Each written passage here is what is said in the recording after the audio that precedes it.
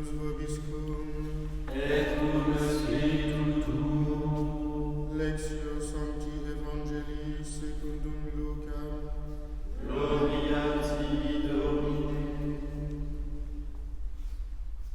En ce temps-là, de grandes foules faisaient route avec Jésus. Il se retourna et leur dit: Si quelqu'un vient à moi sans me préférer à son père, sa mère, sa femme, ses enfants, ses frères et sœurs, et même à sa propre vie, il ne peut pas être mon disciple. Celui qui ne porte pas sa croix pour marcher à ma suite ne peut pas être mon disciple. Quel est celui d'entre vous qui, voulant bâtir une tour, ne commence par s'asseoir pour calculer la dépense et voir s'il a de quoi aller jusqu'au bout? Car si jamais il pose les fondations et n'est pas capable d'achever, tous ceux qui le verront vont se moquer de lui. Voilà un homme qui a commencé à bâtir et n'a pas été capable d'achever.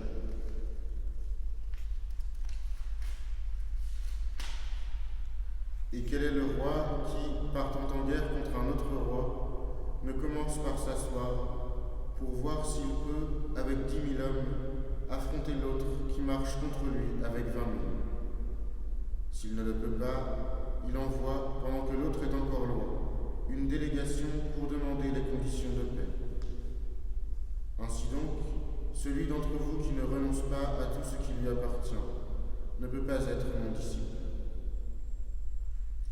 Verbum Domini. Laus tibi, Christe.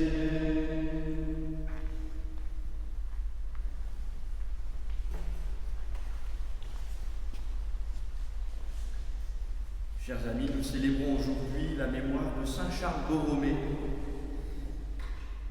qui a été créé cardinal par son oncle qui était pape à l'époque, au XVIe siècle, au moment du Concile de Trente, à l'âge de 22 ans, et qui, malgré son jeune âge, s'est illustré par un cœur de pasteur particulièrement rempli de sollicitude pour le peuple de Dieu.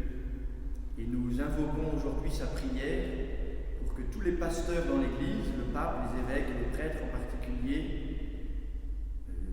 imitent la sollicitude pastorale de Saint Charles Borromée. Nous pourrions dire que ce grand saint pasteur de l'Église, qui a promu le Concile de Trente, et en particulier la formation du clergé et la réforme des mœurs et de la foi du peuple chrétien, prend exemple aussi sur saint Paul, dont nous entendons dans la première lecture de l'Épître aux Philippiens. Et ceux qui me regardent à travers l'écran sont invités à aller relire le texte, qu'ils n'ont pas entendu, au chapitre 2, les versets 12 à 18 de la lettre aux Philippiens. Nous voyons combien saint Paul a de la sollicitude pour cette petite communauté chrétienne de Philippe, et en particulier cette sollicitude s'exprime dans le désir qu'ils travaillent à leur salut. Et c'est vrai qu'un pasteur dans l'Église doit être préoccupé par le salut des âmes. Nous entendons bien souvent « prenez soin de vous », et nous avons bien raison de prendre soin les uns des autres et que chacun fasse attention à sa propre vie, à sa santé. Mais ce qui nous préoccupe le plus haut point, c'est la santé de l'âme. Et dans l'Évangile, nous comprenons que c'est une affaire sérieuse. Les petites paraboles qui sont au cœur de l'Évangile de ce jour nous montrent combien le salut de notre âme est une affaire sérieuse qui réclame tout notre discernement. Avec celui qui part en guerre ou celui qui construit une tour, cela demande de la réflexion, du discernement, parce que le salut de notre âme est l'affaire la plus sérieuse de notre vie. Ce discernement nous conduit finalement à accueillir la croix dans notre vie. Le salut de notre âme passe mystérieusement par la croix du Christ.